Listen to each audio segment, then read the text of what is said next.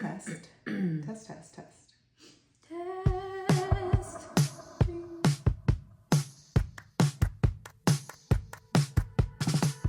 Hi. Hi, I'm Brittany. This is my wife, Bridget, and together we're neither funny nor original. And this week we talk Digital dementia, low attention spans, and multitasking mamas making mistakes. I love that. Okay. Yes. So we have to preface. We have a PSA. My Nana is behind me, and she has noise canceling headphones on. She is watching the second season of 1923, and already she's gasped a couple times. Yeah. And I don't know. I think one was like a bobcat, like jumping out at her. Well, not her, the character, but she is the character. That's true. She's every character. Yeah. So you might hear some gasping, some shock, movement. There is another body here. Yeah. It's not just us and the puppies. Yes. But before we get into the topic of this week, we like to start with a word of the week. Mm-hmm. And it's your week this week. So would you like to share your word? Yeah. If you're new here, I'm going to read it because Brittany usually covers this part. No. It's meant to be changed every time. Oh, okay. So. But if you're new here, we like to do a new word of the week every week. So that way we have I'm trying to like put it in my own words too. You do it, please. Okay. No. If you're new here, we do a word of the week every week because we'd like to be a lot smarter. We want to expand our vocabulary, and I feel like it's the easiest way to do it. I'm curious, is your word of the week applicable to this? It's theme adjacent. Okay, so we're trying now to pivot. We've always done a word of the week with our episodes, but just like random words. Yes, but now we're pivoting to like when we're getting a word of the week, trying to make sure it matches a bit of what the topic is, so it sticks to us. Because there's some that, I mean, all of them really, that I'm like, I don't remember, or some that will come to me that I'll read it. I was like, I think that was one of our word of the weeks, but this I think will help me retain it much better. Yeah. So my word of the week is Morgan muffle. Spell it for me. MORGENMUFFEL. Okay. Morgan muffle. Okay. There's a reason why you don't know it. Because it's German. Oh my gosh. Okay. So we're going multi-language here, okay? Okay. So Morgan muffle translates to morning grouch. Oh. And I'm not going to say any words. I feel like I'm not. Not like actively grouchy. No. You're just not a morning person. Right. But I mean, I would think you are actually the Morgan muffle. It depends if I've gotten enough sleep or if I want to be awake, to be honest. But it is describing someone who is grumpy and unenthusiastic about waking up and starting their day. Interesting. I like that one. Yeah. So Morgan you're muffle. Probably wondering, like, how is this theme adjacent? We're talking digital dementia and multitasking and all of these things. How is that theme adjacent? Well, what happens when we're like incorporating all these things, digital dementia, multitasking, low attention span? It's often because we are dependent on digital items. Okay. And what happens is we're busy with work and we feel like we don't have enough time in the day. So then we're addicted to our phones at nighttime, which makes it longer for us to go to sleep and means shorter time of sleeping. And our wake up time comes and we're often grouchy. So Morgan muffle is it's what you would you would call someone that. Yeah. Okay. Yeah. You're being a Morgan muffle this morning. Yeah. Ooh, Morgan muffle. Okay. But you wouldn't say you're Morgan muffling this morning. Like, you can use it however you want. No, there's such a thing as I noun. know, but listen, we can make up words. We do it all the time. But yes, basically it is a character trait of someone is being this thing. Morning grouch. Interesting. Yeah, describing. Okay, I really like that actually. And I would say that I am most definitely that. I can definitely be that. It depends on the day. I think I will always be that. I've always because you're unenthusiastic about waking up. No, I just really also struggle to get up in the mornings from ever since I was a little one. Ever since you were a wee child. I'm not a morning person. Yeah. I get it. Wow. That's a really good one. But you're like not a nighttime person either. What time have I been going to bed? Yeah, but that's not because you want to be awake. That's true. You're forcing yourself to be awake. That's true. I wonder who I am.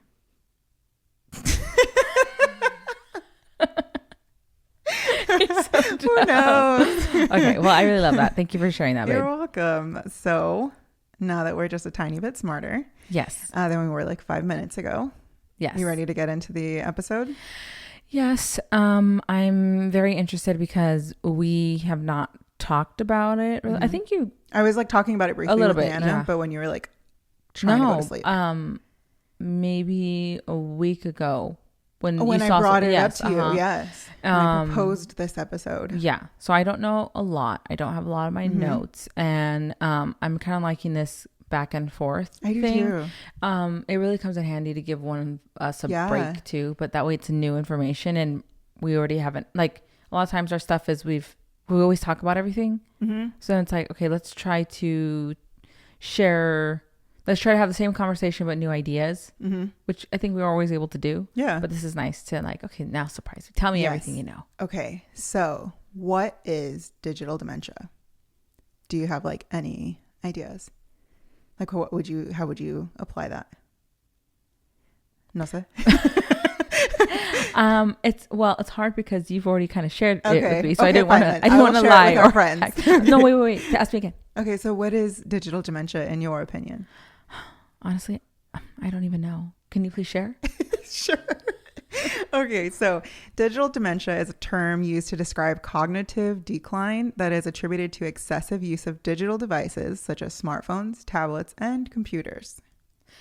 I feel like cognitive decline is a burn. Yeah. Like, right now you're experiencing some cognitive decline. You're dumb. Yeah, but instead of that. Yeah. Oh, like you're getting dumb. Yeah, it appears that you're experiencing some cognitive decline. It's definitely like a medical terminology to have someone be like, you're not killing it today. Yeah. Okay. Yeah.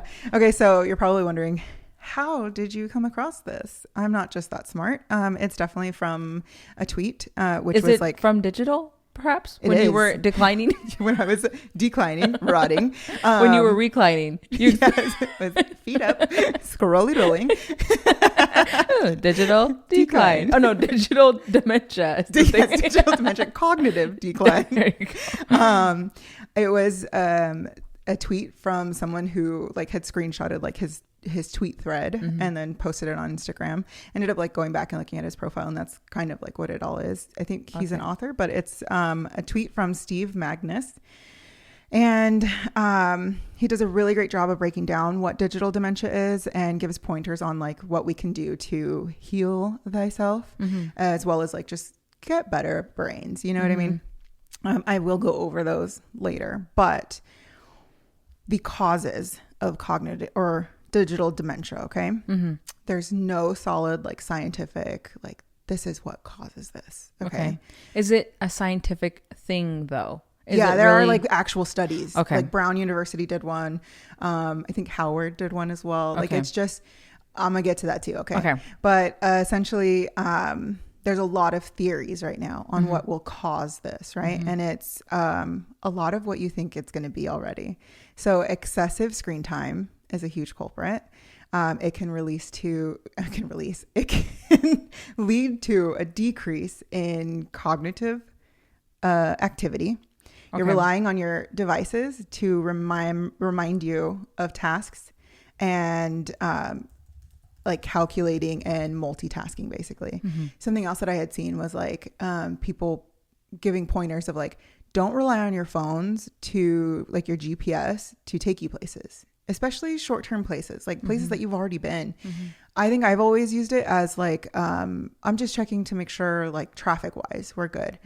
But I also started noticing like I was relying on it to get me places. And I'm like, one of the pointers so that way, like you don't fall into this in this area is to kind of pre-map the areas that you're going to be going. Like if you already know where you're going, don't rely on your phone for getting there. If it's a new place that you're going, check ahead. Like I think we did this when we were you did this, maybe not when you went to get your facial. Okay. But one thing about me is I always look at where I'm going. I map it out, but I more so map out the outside of what it is I'm supposed to, what am I looking for once I get there, so I don't get confused. You know how when for your nail salon. Yeah. They're like, can we just go around the corner? Oh, yeah. And like, so I know what I'm looking for. So we're not like trying to like look as we're, and I was like, did you just pull a Britney? Maybe I did. And it was very helpful because I was able to relate it to, oh, this is just around the corner from this thing. Then. Yes. Okay, that is really helpful. Yeah. Yeah. So, that's one of the ways that you can like combat this digital dementia. Right. Mm-hmm. But it also actually changes like your brain structure. Okay. It's particularly in areas associated with memory and attention. Mm-hmm. You're not remembering enough anymore because you're relying on your phone to remind you of appointments, to remind you of tasks. Like I am known as like the Googler for our families. I don't know what that was for our families, but like if something comes up, your papa used to say like, "Oh, Bridget, Google it." Yeah. And like I would get an answer right away, which is great. Yeah. It's a great tool. However, we've come to rely on it too much. Yeah, I agree. It is also causing sleep disturbances. Not for me. No, we don't know this, but we do know like bedtime routine rules. We see it in every single, like, here's the tip for better sleep, and it's leave your phone out of your room. Yeah. It's causing an increased stress and anxiety. You know, like when you have your phone in your pocket and you're like, oh, did it just vibrate? Let me check. And there's nothing. That's causing that like constant need to check your phone. You know, me being the conspiracy theorist. Yeah.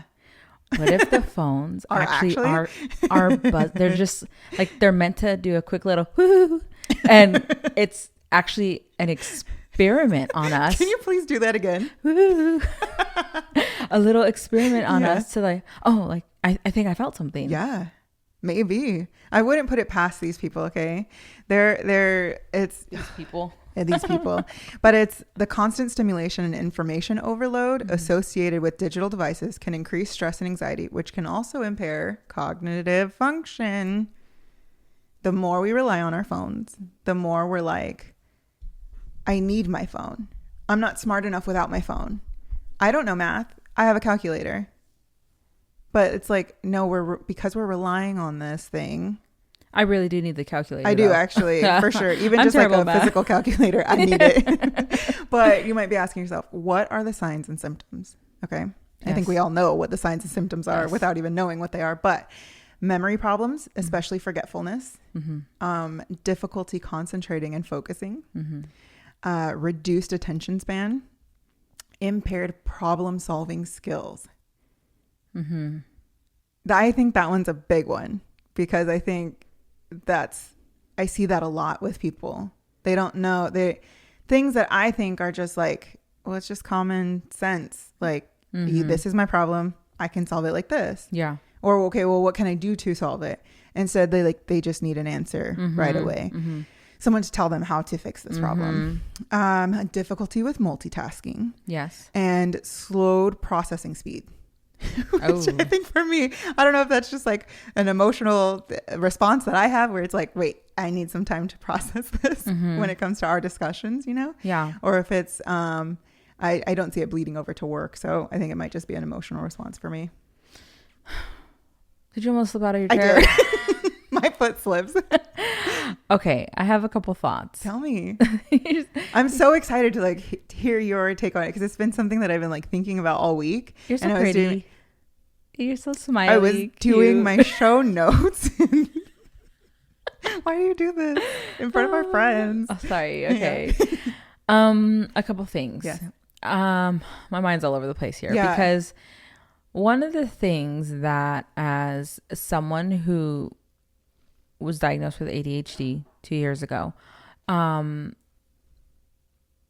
excessive beauty, but that's still being studied. Yeah. There's no cure for that. No, there's not.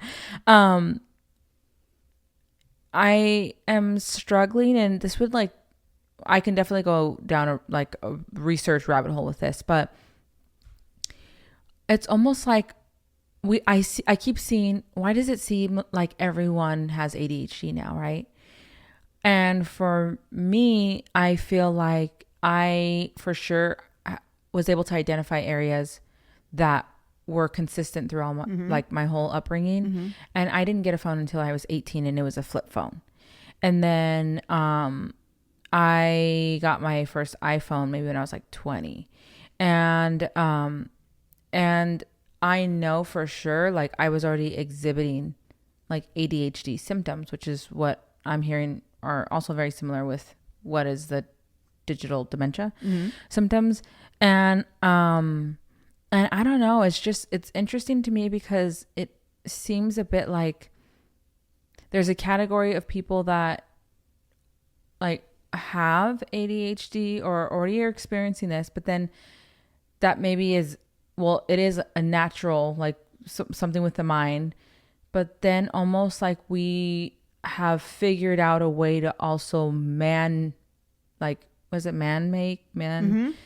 create the same thing. So people, you're either born with ADHD or you're not, or we've found the perfect cocktail to also create this within people that maybe would have never had that.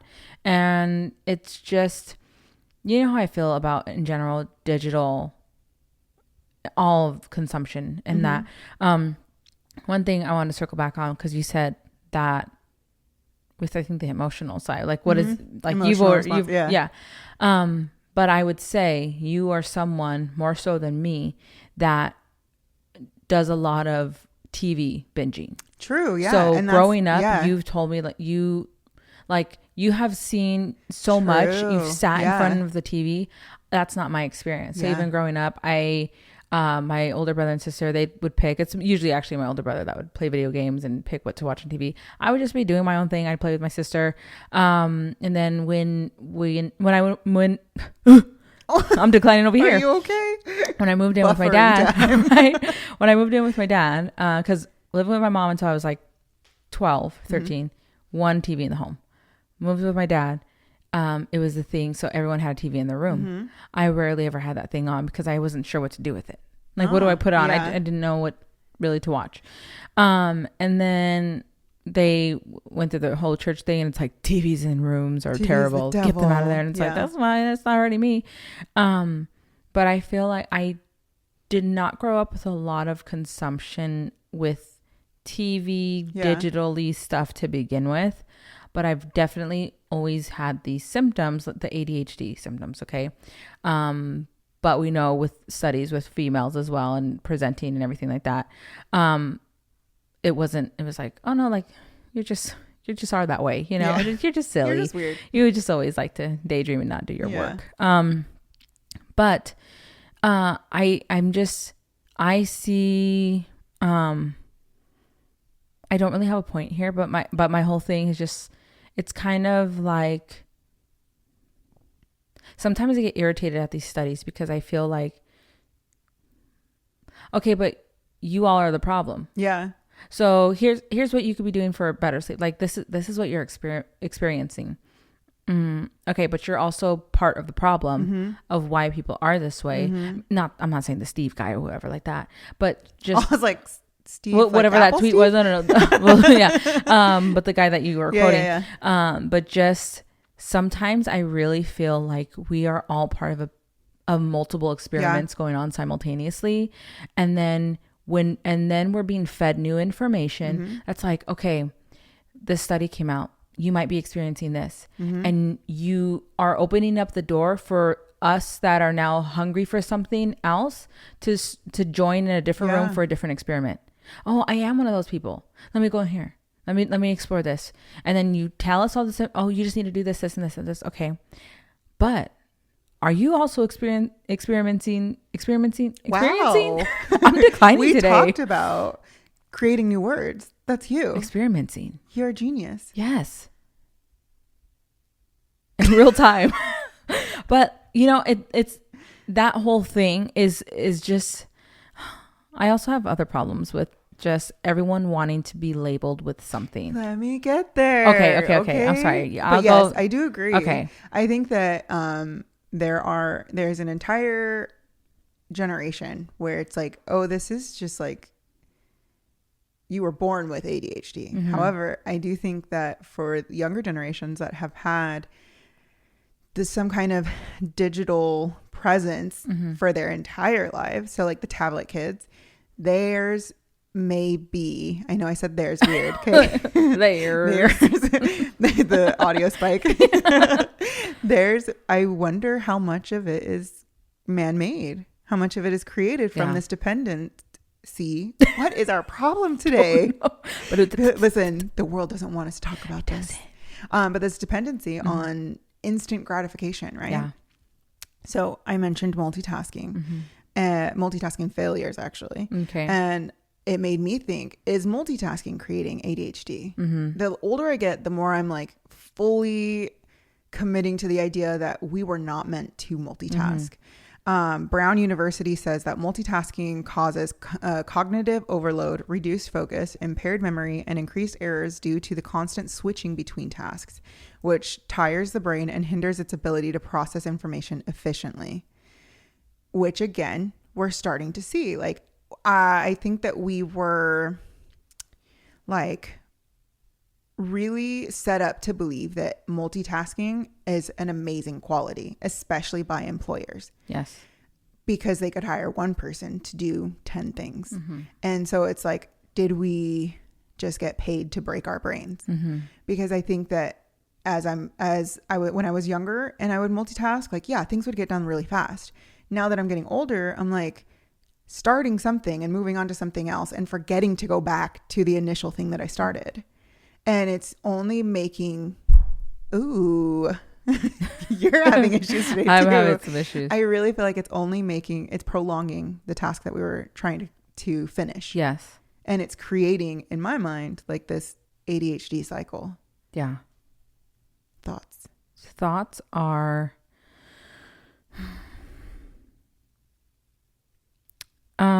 well, first of all, I was like, I hope you put your phone on auto lock.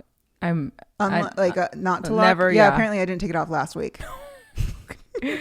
I kept thinking, why does my phone take so long to close? This is my mind going ding, ding, ding, ding, all these things. I have heard that for a long time of like, oh, is multitasking actually not as great as we think it is? And you know how you're saying too, one of the things that you listed in the beginning was people are not remembering, like they have things in their calendar and all that stuff. I also feel like, are we meant to remember all of those things though too? You know, so like, where is the balance of, okay, force yourself to remember these, you know, calendar dates and also your passwords. And for me, I feel like it's a crowded room already in my brain. Right. So what are the things that I don't care about outsourcing to someone else? Right. You know, I think the thing with the calendar and the reminders kind of stuff, I think that it's more so the idea that you're just putting it in your calendar and you're completely forgetting about it until 5 minutes before when it reminds you. I don't think a lot of us are checking in on our calendars on the either day to day or by the week. We bought like physical, you know, calendars for the month. I want to actually start utilizing that again. We were using it a lot more when we were back in California in October. Yeah. And I realized like I haven't used it at all since we were here. I haven't either. I don't know what it is that happened because I was consistently updating my calendar and it wasn't meant for that kind of, it didn't even have that space. Right. It was like literally a square. Yes. And that's why I was like, well, I'm actually going to get a real legit one because I finally found whatever it was that helps me now keep things in, like before I could never stick with a journal. I could never stick with an agenda. And it worked. So I said, so I'm going to buy a really nice one now with even more space because I'm going to do this. And I don't look at it. I don't reference it. I don't know what it is. I just feel like I gave up on that. I agree. I do want to make a challenge to like get back to that. Go back to my little, what was it the gray binder thing that you got me? Binder thing. Oh, yes. I forget the name of it though. Okay, but it has like, it's basically you just fill it in with your notebooks kind of thing. I want to get back to that because I had like so many like pre-planned these months that I had laid out in these, you know, pages and I haven't filled anything out since like February. I think the issue is also there's too many places for us to put information. I agree. That is for sure my problem. I have a few different journals. Yes. I kind of narrowed it down now to where I have like main ones, like a little one that I would carry somewhere, and then the big black one, the one that you have similar to the one you have. And then I have my agenda.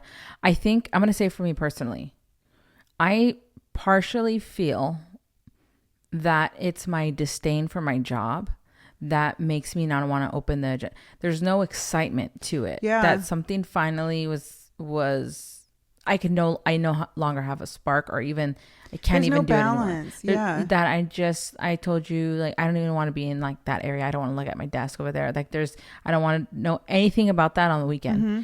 And I think that that's kind of what I'm like, that the agenda is meant for work. And I don't even want to touch it.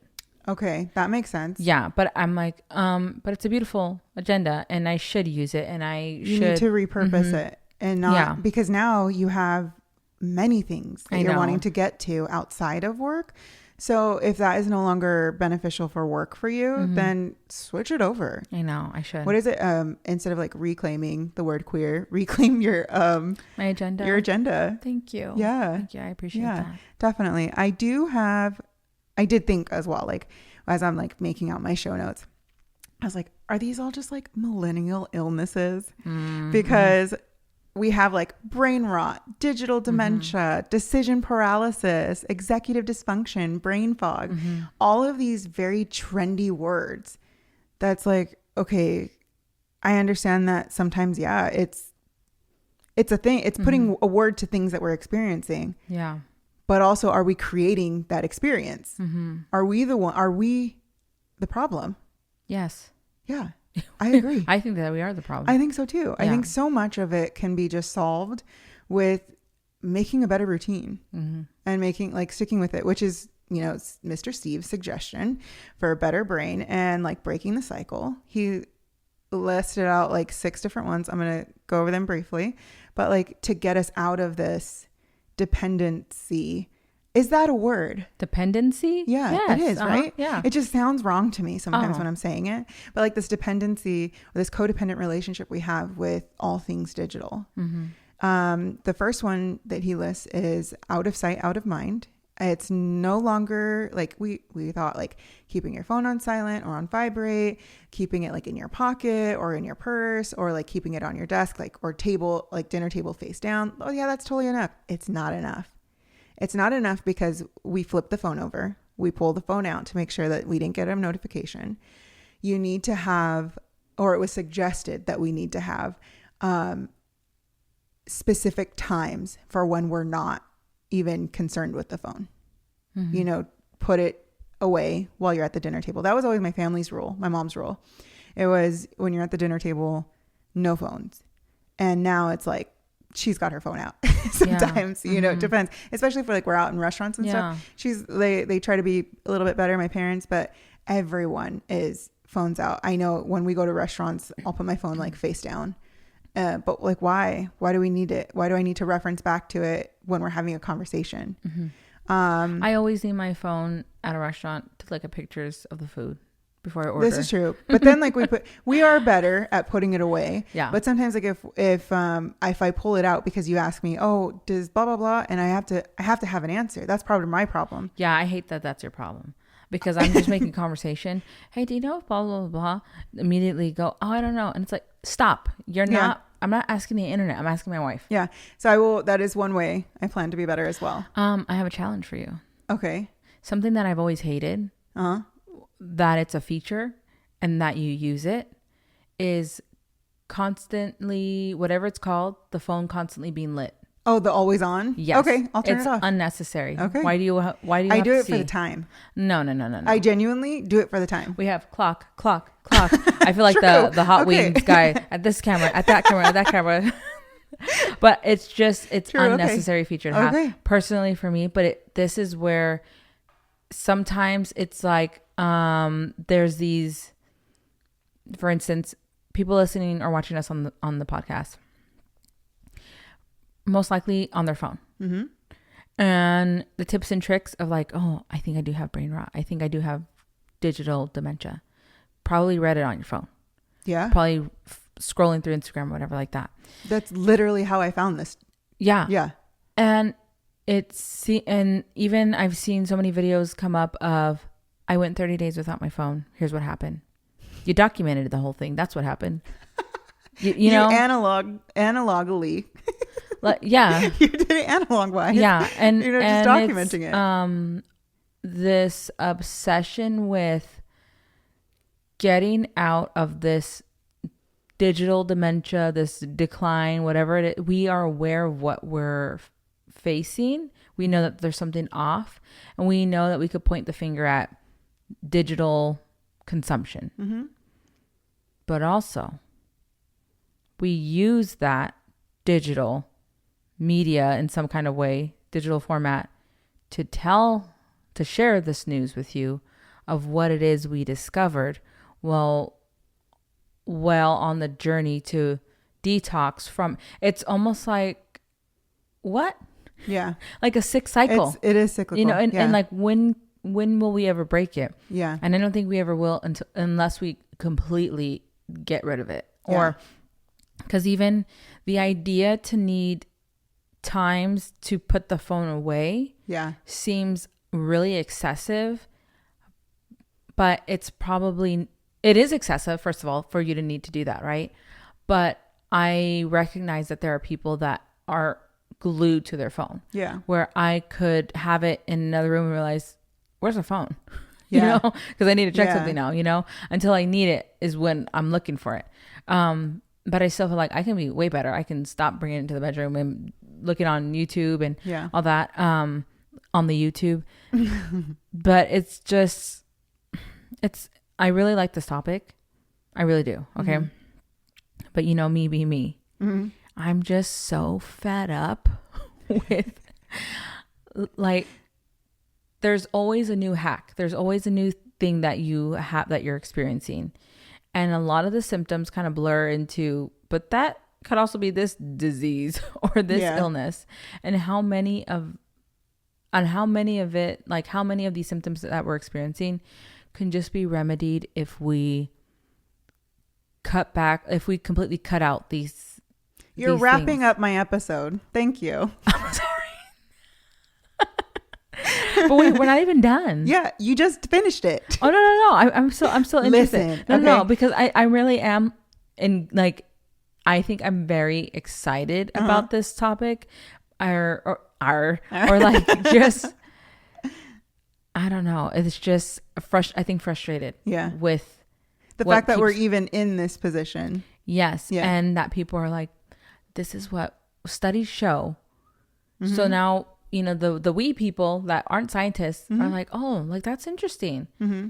But people are doing studies on us. Yeah. On the things that they're creating to distract us and to break our brains. Yes. And they want to see how did this thing go before it broke their brain.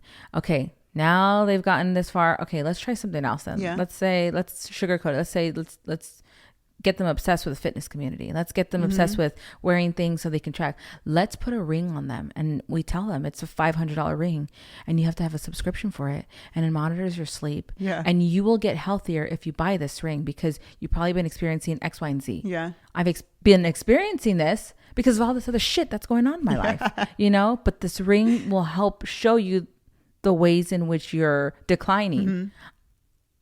But I need the digital part of it to show it to me. They gave you the decline. Yeah. They told you were declining. Yeah. They said, here's something else to help you get out of the decline, but you have to go back into the decline to track it. And that is my frustration with this. I love this topic, but it gets me heated because I feel like I know the enemy. Mm-hmm. I know it's you. Okay, well, listen, here's some other things. Okay, so here's some other ways to get out. If you're like deep in the trenches of this, these are just some ways. I know. Let's be to get us out of it, because not all of us are as cognizant as you are. Okay. Clearly, that's not declining yet. You're what? My cognitive. Oh yeah. See? My cognitive. Okay. Anyways, so the second item that you could do is just don't charge it in the bedroom. Keep your bedroom for sleeping and bedroom activities. Yes. Okay. We've discussed this. Mm-hmm. We like do it and then we bring it back in. Mm-hmm. But go back to using just a regular old alarm clock. What? Alarm clock. Because people will be like, well, what about my alarm? Okay, we'll use an alarm clock. We have a really nice clock that I had gotten us for like where it mimics. What the hell? I don't even know. We are declining this episode. Mimics. I think The I sun. think my coffee is like really hitting, but it mimics the sunrise and it gives me this like little cute bird chirpies. Yes, which is really helpful here in PNW. Yes, because it is really dark. We haven't hit that time where it's like, oh, it's bright outside at like 6 a.m. So that it actually does work. If you're like, oh, those are dumb, it really does help. Yeah. Make your bedroom a sanctuary. That's where you can go to escape everything, all of the noise. Okay. It doesn't look like one right now, I'm gonna be honest. Well, we're also in the middle of packing. Okay. Anyways, try a digital Sabbath or a detox, as you said. No, a Saggeth. She's referencing a meme that I found. I will put it on the screen. But basically, this digital Sabbath, choose one day where you go without your phone for the whole day. Live like it's 1995 for the day. Better is a one day. Oh, no. I used to not like that song. Like I don't really like it either. Yeah, it's very white. Yeah. Train for depth. Okay, this is for people who. Are we still talking about the bedroom? I'm talking about the detox. Oh, okay. Yeah. At first, I thought it was ways to make your bedroom. Oh, no, enticing. That was like just, you know. Okay. Well, wait. I wanted to insert a suggestion. That was 2 points ago. Sorry. I had some stuff on loop. Anyways. Okay. It was better as one day, huh? Okay. So Bridge is. Oh, no. I don't know what she's going to say. Well, let me put on my armor. First of all, I was going to say, we each have a nightlight, which Bridge actually wants a brighter one because I'm blind. We're old. My eyes are declining. But I do think that if our book lights, maybe I wouldn't get a brighter side light because I like how it sets the room. It's very moody. Maybe we just use our reading light clips. Weeding night clips. But Bridge is so cute because from the time we've been together for how long have we been together now? 14, 12, 15 years? 13 years. Since 2011. Okay, we've been together a long time. She's obsessed with string lights. Oh, yeah. See, and it's like, I feel Fairy like... lights. I'm not ashamed of this one. I feel like the gay came out of you. The fairy came out in you, baby. But it's so cute because like sometimes, so the way it is we'll lay in bed for a bit. We have our side night lights on. What's that thing called? The one on the cabinet thing. There's wax on it. It's candle melter. What are those called? I don't know. Okay, well, we have one of those too, which is like another nightlight type of thing.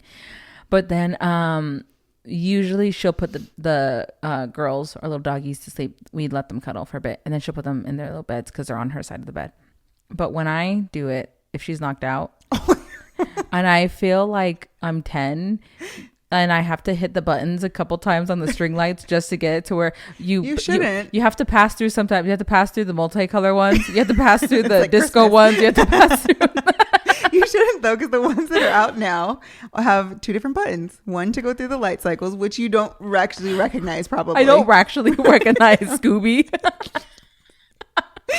And then there's a second button to turn it off, to turn it into timer. Okay, but the point is, I have to like figure out, well, which one is which button to clickety clack. This is what and then happens I have to go through the cycles of it. Up. And I'm like, I'm too damn old to be cycling through these fairy lights. And then you have to find the thing too, because I will hide like the where's the string pack connected to?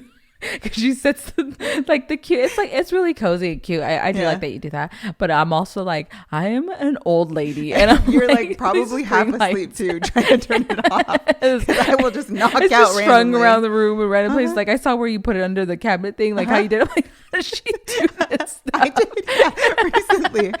We have like a credenza that has like a little ledge on it, so I kind of put the lights underneath it on the like putty stuff.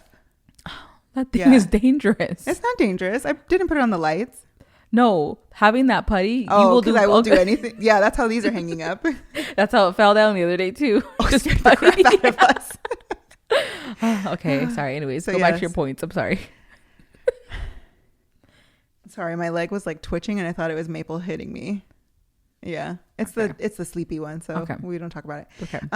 Okay. So, digital Sabbath, train for depth. That's what you said. Cochina. I like, wait a minute. Okay, so if you struggle big time with your addiction to your phone, to your screens, whatever for anything it is, like Bridget. Yeah. I feel like that adjusted your back. When? Anyways, she's a little unhinged.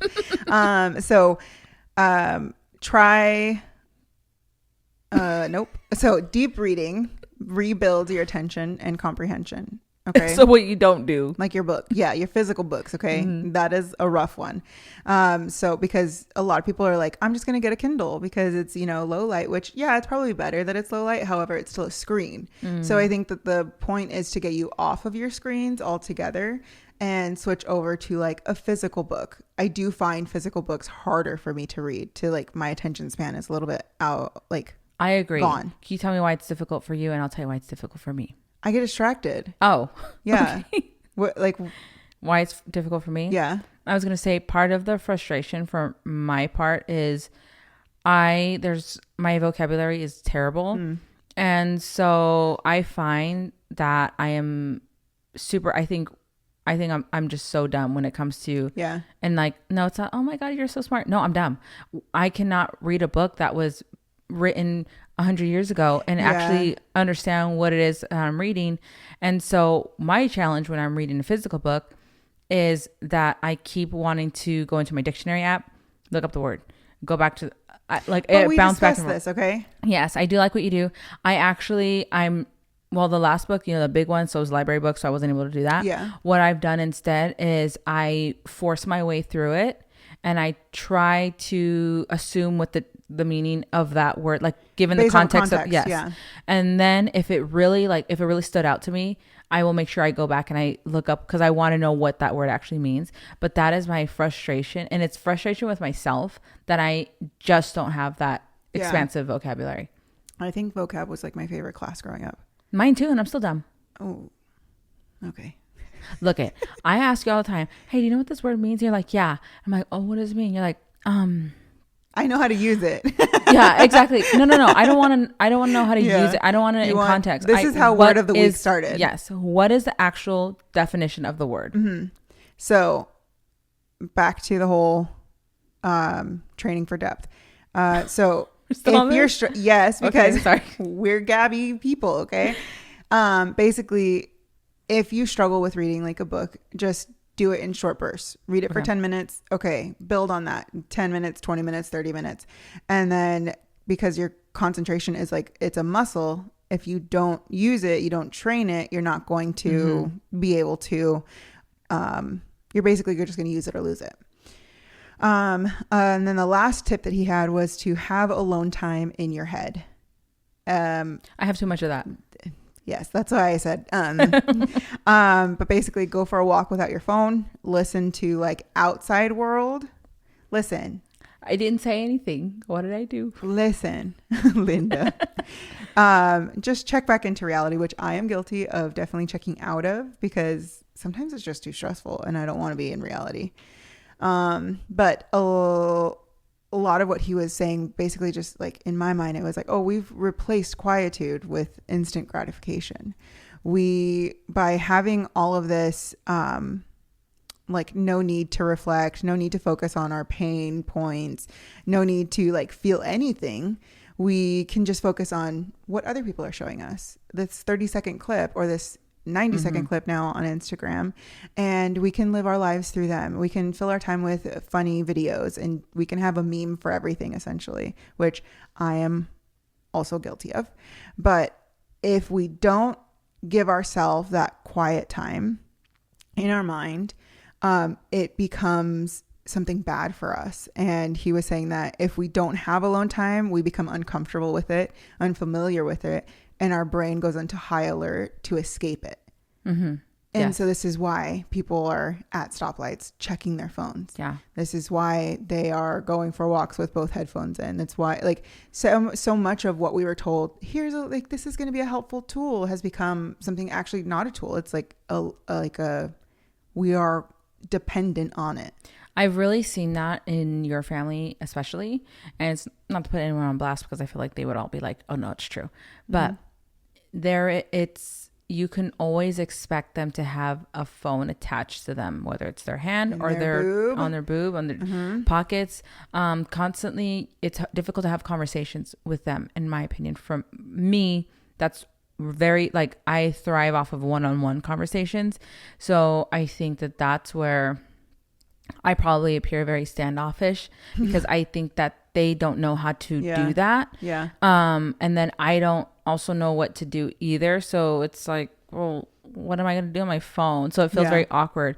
And I think that it's really sad because it's missed opportunities for conversation and engaging in a deeper level with someone. But I understand that not everyone wants that either.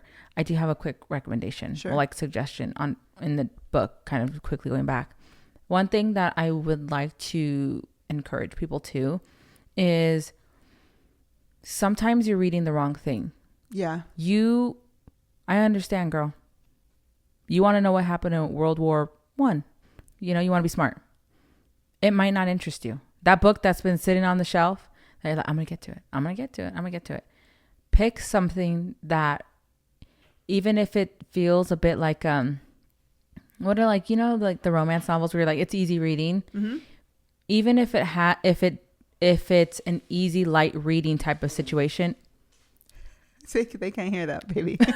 A light reading situation, then the whole point is to just get lost in a book again, see what that feels like. And also to give it a beat. So give it a chapter, because I read a really big book that I did not think I was going to get through. It had a lot of information. It was like it's from a journalist, and it was going over a lot of heavy stuff. Super informative. Very wordy. It was like, they didn't give me the big spaces between. It was a lot of information. Smallish words on big pages. And it was a thick book. I thought, I'm not going to get through this book. And I read, it took me a minute to get into it. We're just like, what do you think? You know, do you like it? I don't know yet. I'm giving it a minute. I finally, you need it to like latch. If it doesn't latch, there's too many books in this world for you to waste your time suffering through the one that you have on that shelf that's been there for 2 years. Yes. So my encouragement is to find whatever book it is, even if you think it's dumb because it's about vampires. Find the book that's going to help bring you out of it, to break that habit, and then keep going down that path of things, of whatever you're interested in. Because honestly, that's the only thing that's working for me. I have like 3 books on my stand right now. Not like, none of them have really stuck. So I just keep pulling. So we have a whole library here. We'll rotate them because we'll maybe like open it up and read a chapter, and you're like, I don't think this is my vibe right now. Okay, let's go back. Let's pull something else. I'm very much a mood reader of what's going on. Do I want to laugh right now? Do I want to cry? Do I want to? Can I even stay like focused on it? Yeah. When I can't focus, I find the thing that helps me the most is going to a graphic novel. Yeah, I agree. So that would also be my tip. If you're like, I don't want to read this, can you just pick one exciting looking, cool graphic novel you're into? That helps. Okay. Side note. Oh, no. If you're going to build your library of graphic novels, have variety, because I will oftentimes come out here to find a graphic novel, and I'm like, let me have like a cutesy one, or like, let me like, I don't know, just like lighthearted. A light one, okay? Yeah. Or like Lore Olympus, which is like not lighthearted, but also it's pretty and it's cute, right? Who's Lore Olympus? It's the one that's like Persephone and Hades. That's her name? Persephone? No. Is that an author? Lore Olympus? No, that's the name of the book. Lore, Lore, Olympus, the place. Not Laura Olympus. You heard that? Lore Olympus. Lore Olympus. Lore Olympus. Lore? Uh-huh. Olympus. It's the whole lymphedema again, isn't it? Yes. We were passing by. This is why we need to know words, okay? We were passing by a limp board. I'm gonna get there. We were passing by a billboard, and she says, "Isn't that what your sister has?" And the word was lymphedema, I think, right? And you were like, yeah, lymphedema. And I was like, My sister doesn't limp. She has something wrong with her lymph nodes. Lymphedema. But you know what? Yeah, I think. Oh, I know what you're talking. I know. I've seen that. You've seen that one. Okay. Yeah. Laura. Do we own that? We have one of them. Oh, I don't think I've read that. Okay, but I'm sorry. Oh, back to my whole point. We do have. It's majority mine. It's majority Brittany that picks them out. So when I come out here to find one, it's heavy shit all the time. It's this guy who wrote a depressing ass story of his life. It's this girl who like had to go through some really rough shit. It's like, but that's light reading for me. It really, that is your light reading. Yeah. It is light reading, especially in form of a comic or a graphic novel. But you're right. I should have more variety. Just a variety of different stuff. It doesn't always have to be heavy. It doesn't. Yeah. Yeah. That's I'm sorry. I will get more. There's one some that's on my book. Stuff. There's like a few. There's this one that I had pulled that originally I was like, oh, I really like the cover art. It's called Blankets and it has like a guy and like a girl on it and like it's snowy. It's a vibe. And then I read what it was about and I was like, oh my God, this is so depressing. And it's like this thick. Yeah. And it's like, well, I guess I'm going to read this then. I haven't started it. I know. Yeah. Anyways. Okay. I gave you tips on how to break digital dementia or how to help yourself get better. I also have tips for fixing your multitasking addiction. Not yours, but ours. Mm-hmm. The collective one. Okay. Prioritize and plan is the first step. So identify your priorities, create a plan, focus on one task at a time, and set realistic goals. So instead of like, I have 20 things I need to get done today. Are you going to get those 20 things done? No. Touching those 20 things is not finishing those 20 things. The second step is to minimize distractions. Mm-hmm. Create a distraction-free environment. So like I'm thinking, okay, I need to take my phone off of my desk. Yeah. I need to take off my headphones because it's creating a lot of... I feel like your brain might break. Yeah. To sit there quietly. Bridge constantly has something playing. I have to, yeah. She has an audiobook while she works. She has YouTube vlogs playing while she works. I feel like you wouldn't know what to do in the silence. Oh, that's a good opener. Dermot, I'm coming for you. You're the Mexican lady Dermot. I am. Along those same lines, use website blockers. So if you find yourself going to like BuzzFeed or like YouTube, why do we need these things? Because we've become addicted. So guess what? We need to be able to step away from it. Is it an app or what do you do? It's something you just Google website blockers and I think it'll be like our phone where it's like focus time, or apps. It'll restrict you from being able to use them at certain times. Mm-hmm. You have to like go in and turn off that setting in order to actually access the app. That's a lot. I'll show you. It's a lot of work, but I can show you. Turn off your notifications, which you have actually done to where she doesn't get like the like incoming texts or even just notifications. It'll show as like just a small number at the bottom, which is also contributing to her ignoring people. And so either ignore people or be cognitively decline. And then the last one for minimizing distractions is find a quiet space. I think I'm thinking especially like back at home for me in like my family home, there's a lot going on. Mm-hmm. You need the quiet space in there. Yeah. The third is time management techniques. Mm-hmm. Time blocking, which is scheduling dedicated blocks of time for specific tasks, creating a focused work environment. I did find that I like working that way because I feel like, I'm actually able to finish something then. Yes. Mm-hmm. The Pomodoro technique, which I think you had started to do, but you haven't gone back to it, which is work in focused intervals. So give yourself 25 minutes to work on this thing and then a short break and then 25 minutes to work on the next thing. And like the time, there's different times that you can do it with. And then they have like little timers for it too. It's cute. Batch similar tasks. So group similar tasks together to complete them in one go, reducing the need to switch between different activities. So you need to go through your emails just to check what's in there. Okay, great. Do it all together. And then go back and work on your emails that you need to work on. Is this specifically tips for the work environment? No, just like anything. Okay, then my suggestions on top of your suggestions is for anyone listening that might be struggling too. When I hear this, I think great. But also I think I'm going to forget about the things that I was getting distracted with to multitask in the first place.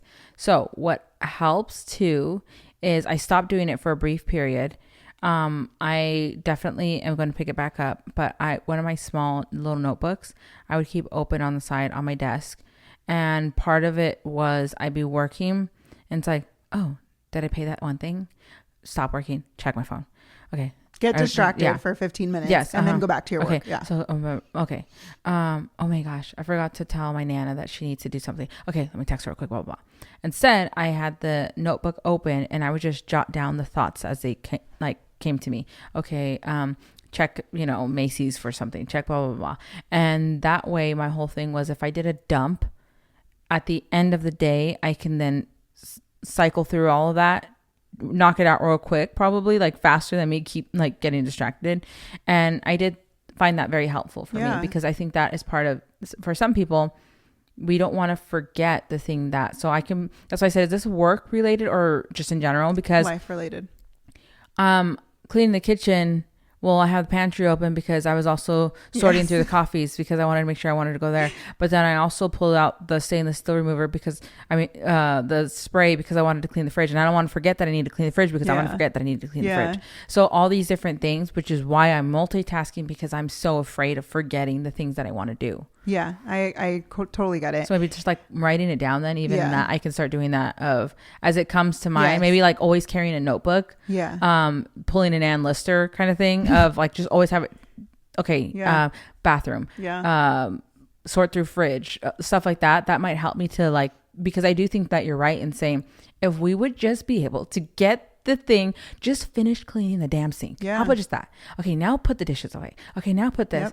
Yep. When I'm in the kitchen by myself, I got all the pantries open. I got the fridge open. 3 hours. I got the drawers open. I got And I really hate when I do that. Yeah. But I'm terrified of forgetting things. I am guilty of the same thing. Mm-hmm. When I clean house, usually it's I'm starting in one room, but as I'm picking things up, I'm going back to put them away. Mm-hmm. Okay, maybe I just put them in a specific place, so that way the rest of the room gets cleaned in a, good amount of time. Yeah. Then I pick up everything, take it to my next spot. What needs to stay here? Pick up everything, take it to the next spot. I think, also, it doesn't feel, when we do it that way, it feels discouraging because I could be cleaning for 4 hours and I'm like, not one room is complete. Yeah. And that frustrates me. Yes. Versus, what if you just cleaned one room at a time? Yeah. Which is what I did this past week. Mm-hmm. I had... my entire luggage needs to be packed, but everything was on Nana's bed. Mm-hmm. And then I was like, Nana's coming. Yeah. So that room was a mess. It was. But only a wreck. Only Paolo could take. Pablo? Yep. Okay. You said Pablo. I said Paolo. Because I think Paolo is from. Hey now. Movie. Hey now. Is it really Pablo? From Princess Diaries. Da, da, da, da, da. I think no. I always said Paulo. Oh, maybe it is only Paulo. Who's Pablo? Pablo. Anyways, yes. So I took everything out of that room that needed to come out, and I started putting it back together. Your hallway ends up a freaking mess. But the room was done. And then I moved on to the next room, and then the next room, and then I started getting a little distracted. Yes, but anyways, that was really helpful. Yeah. The last thing for the time management was to plan breaks. So schedule regular breaks to rest and recharge, preventing burnout and improving focus. Okay. Their last thing that they recommended is mindful practices. So practice mindfulness, engage in relaxation techniques, take breaks, and learn to say no. I think that's a big one because we want to say, yeah, okay, let me just do it. Yeah. Or that's how I am. Yes. Instead of delegating it to somebody, it's like, oh no, I'm going to just take care of this right now. But it's pushing my other work back. Yep. Mm-hmm. So those are ways to fix your multitasking behaviors. Mr. Steve, he ended his slides, which I think I will somehow incorporate them. Okay. But he says, you don't need perfection. You need constraints. We all fall into the trap of just one more scroll, but the goal isn't digital purity. It's designing your life so you can focus, create, and be present again. Your phone isn't evil, but it is winning. It's time to fight back one habit, one choice, one boundary at a time. I think it needs to go back to just being a useful tool. Yeah. And stop being what you're completely dependent on. Mm-hmm. So that is digital dementia. Thank you. Yeah. That's wonderful. Now you want to hit them with a quick catch up? Do you have it's actually it's really quick. It won't take a long time. I don't know if we're still keeping the same, like, are we actually, so we, in part of a recommendation for our Rex, this week's Rex would be travel insurance, because we canceled New York because of things that have been going on with me medically, that I'm just not in a good place to be doing that. So I always suggest you get travel insurance that will help you through hard times. Yeah. There's a long period of time where we did not need travel insurance because we were going. Yeah, but now and then a very long stretch of time where things have come up. Yeah, that now I feel like it's an automatic, just add it. Yeah. Because you just never know. We don't need to save that $12. We need to. Yes. Yeah. But so with that, I bring that up because I'm not sure we didn't talk about it. So are we recording this week? Yeah, if we push it, if our time out is pushed a week, I would say let's just record this coming week. We might be back again the following week. But anyways, so, but we will keep you guys updated. The other thing is Ariana Grande dropped a deluxe album. It's, I think 3 or 4 new songs. Okay. They're all really good. I think it's Eternal Sunshine. Deluxe, something like that. Very good. And the last thing is, I would suggest, if you need to, learn to do your own eyebrows. Because honey, my wife and I went to go get our eyebrows done. And I do have sisters. I will say, I think I do have sisters, right? They're not twin sisters. Oh, your eyebrows are sisters. Yes, they're still sisters. I thought you were asking if you have sisters, and I said you literally have 3. I was gonna say,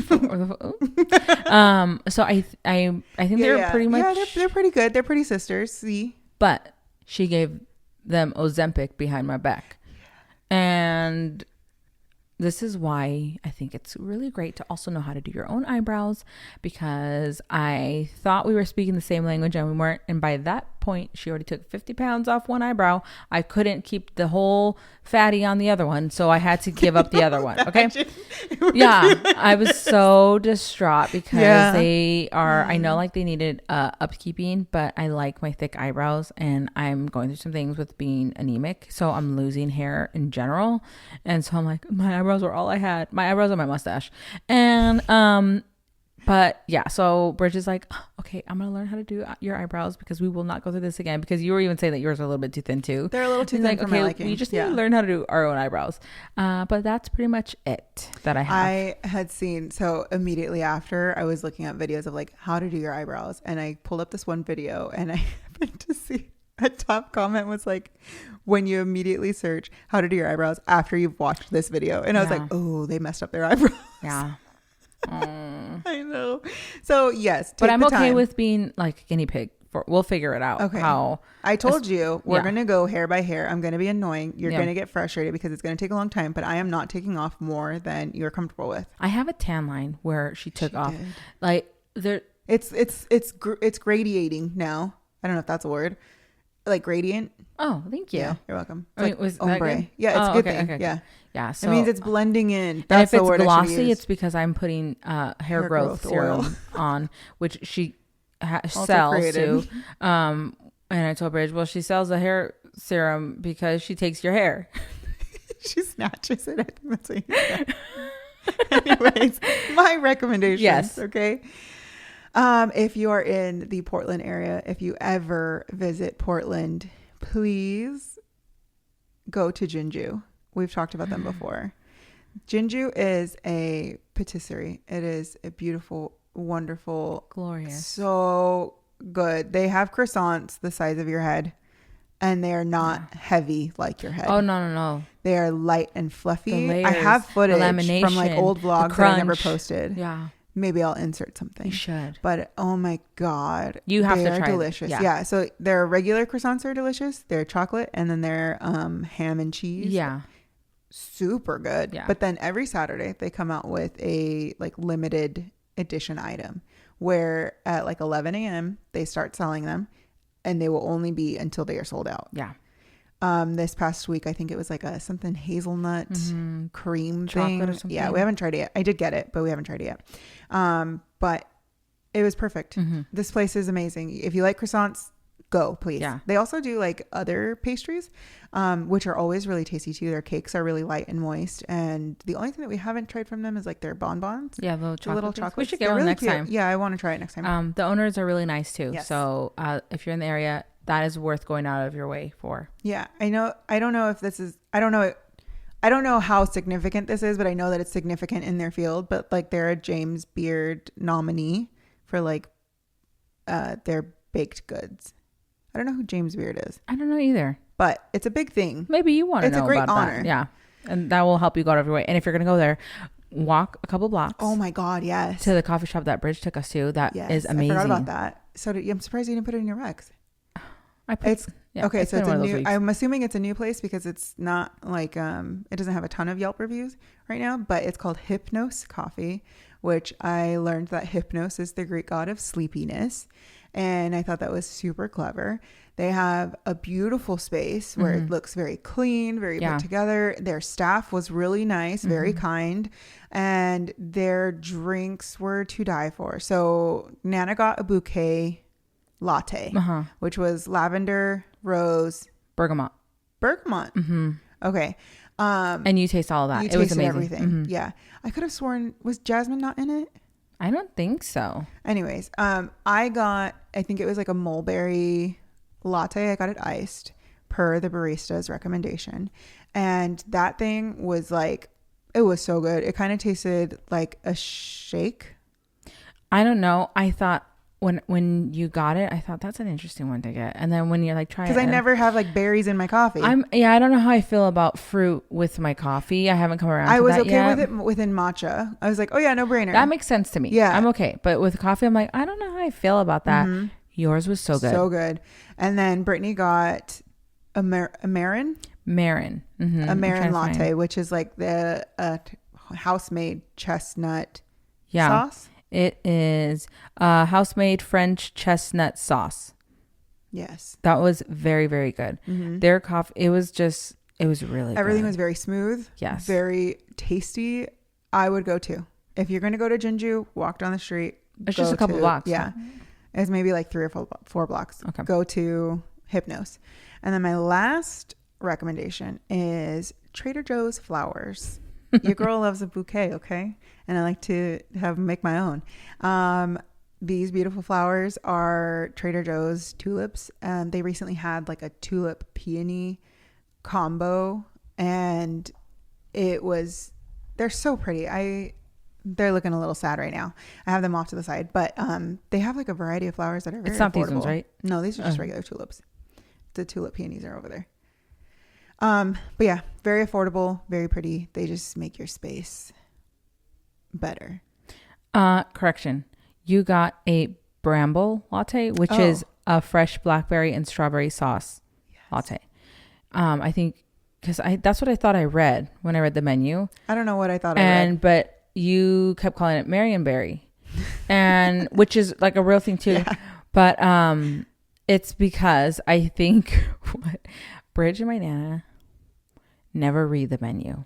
I do. I just speed read it. I will like take apart every word of what it is. So I was like, I'm pretty sure Bridget's was this, but I think you got confused because you were going to get the Marin latte, which is what I got. Yes. But it's chestnut sauce. I don't know why it's called that. Okay. And then you just kept calling yours the Marin berry one. But that's where I think the confusion came in. Okay. Yes, that makes sense. Yes, that is my Rex. I don't have anything else. That's all you have? Yeah, it was just the 2. It's been an intense week, Mama. Okay, it has been an intense week. So my recommendation is you guys need to take care of yourself. Yeah. We are canceling New York because honestly, I don't feel up for the trip. There's just been a lot that's been going on. Medically, mentally, physically. Yeah. So my last recommendation is just only do what you truly want to do and what you feel up for doing physically, mentally. Because there's a lot of things I've suffered my way through that I've just not been unnecessarily. Right. And so with that, it's been a really hard week for us emotionally, mentally, everything. take care of yourself. Mm-hmm. No one's going to take care of yourself the way you could take care of yourself. Yeah. Although my wife takes excellent care of me. So, I mean, if you have someone like Bridge. You take really good care of me too. Oh, yeah. Nice. You do. You make sure to like baby me when I'm being sick. When you're being sick. When See, I am it is. Sick. See, you're a faker. Oh my gosh, Chet Faker. Let's get out of here. All right. I think that's all we have. Yes. So thank you all for tuning in. Don't forget to check out our website. We are nfno.com. And you can find us in all of the links in the description. You're perfect. Thank you. All right. Love you Love you guys. Bye. Bye.